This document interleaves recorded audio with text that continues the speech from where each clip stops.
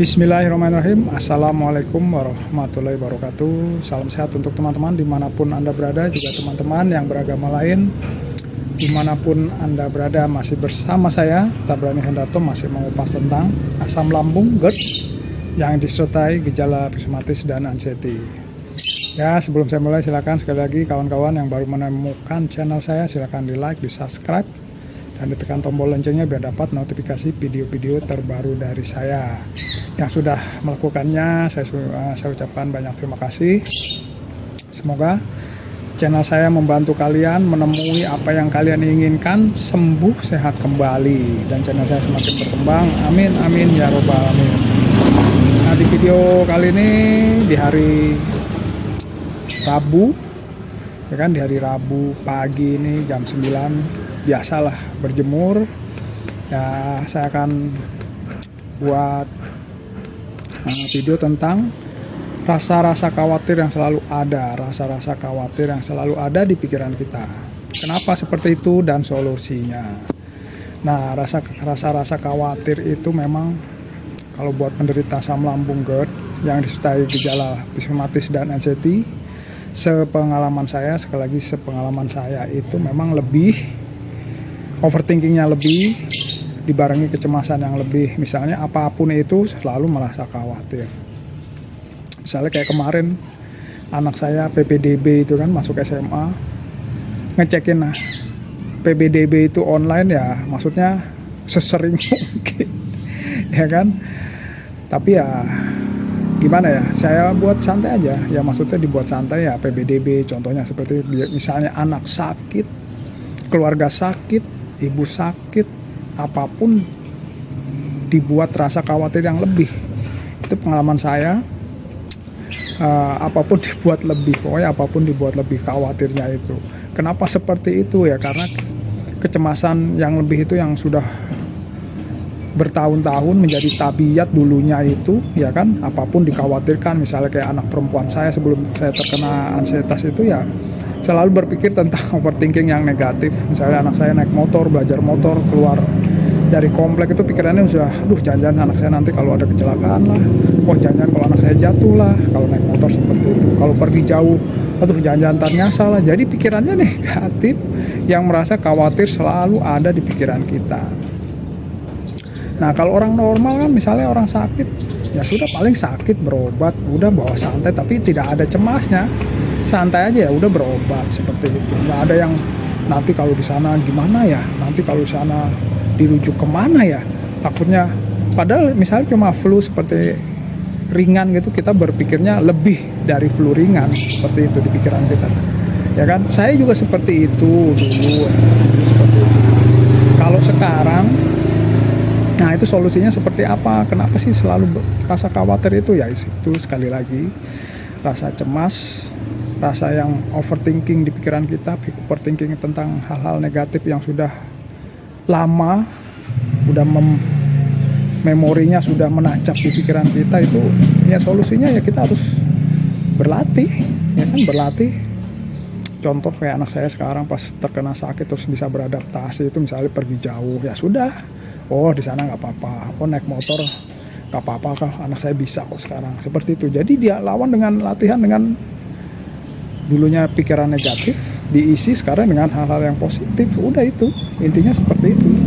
Dilatih dengan isi pikiran kita dengan hal-hal yang positif, terus menetralisir kecemasan kita yang isinya tentang hal-hal yang negatif aja, ya kan. Menetralisir, diisi pikiran dengan pikiran yang positif gitu. Dan dilatih, sekali lagi dilatih, nggak langsung hari kita berpikir positif langsung bisa, ya nggak juga. Tapi alhamdulillah berjalannya waktu kalian akan lebih baik. Jadi rasa-rasa khawatir yang setiap hari mendera tubuh kita, terus berpikir tentang penyakit kita, sekeliling kita, keluarga kita, pekerjaan kita, dihati dengan hal-hal yang positif. Sekali lagi diisi dengan hal-hal yang positif. Sekali lagi seperti itu. Jadi bagi saya, sepengalaman saya, kalau rasa-rasa khawatir yang terus mendera di pikiran kita, itu sudah dilatih setiap harinya, ya kan. Dan bisa kok, bisa, ya kan. misalnya kayak dulu misalnya kalau saya ke rumah sakit ya kan, ya kebetulan ada sedikit selain asam lambung, GERD yang bisa gejala posttraumatis yang sekarang sudah lebih nyaman. Nah, ada dengan usia yang nggak muda yang sudah 50 tahun adalah sedikit gangguan kesehatan yang harus saya ke rumah sakit. Nah, itu di rumah sakit ya sudah berapa kali, itu seminggu sekali karena dengan BPJS ya sudah, oh ya saya sendiri ke rumah sakit ya kan. Kalau dulu rasanya ya kayak nggak berani lah ke rumah sakit sendiri, harus ada temannya. Kalau sekarang ya udah, kemarin 2 kali ke rumah sakit sendiri, santai aja.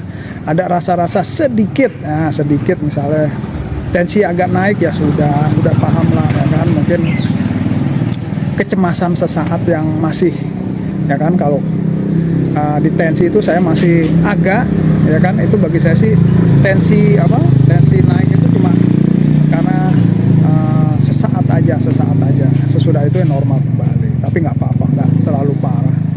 Nah, itu saya latih sendiri, jalan ya nggak apa-apa, seperti itu. Jadi kekhawatiran yang kita khawatirkan selalu hal-hal negatif itu kita lawan. Kayak kemarin ya seperti saya bilang, saya ke rumah sakit ya sudah nyantai aja. Kalau di tempat kerja atau ke tempat yang lain sudah biasa.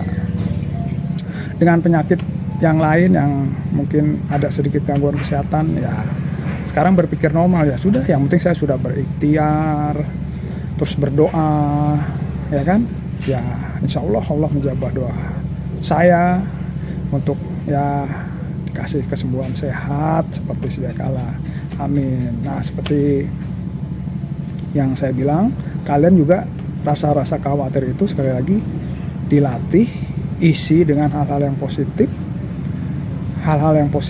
otak kita, alam bawah sadar kita dengan hal yang positif. Kalau misalnya ya kayak saya dikasih sakit ini ya sudah, nikmati saja. Memang hidup sudah jalannya, nggak usah kembali ke flashback ke belakang. Oh, seandainya saya dulu seperti ini, oh dulu kalau saya hidup lebih ini kan saya nggak kenapa. Udahlah, sekarang menatap masa depan aja. Oh ya, sekarang saya ada gangguan kesehatan yang lain, ya sudah, nikmati saja. Atau misalnya anak sekolah jauh, ada beban pekerjaan, ya sudah, kita kelola dengan baik. Hal-hal yang negatif itu diisi dengan hal-hal yang positif.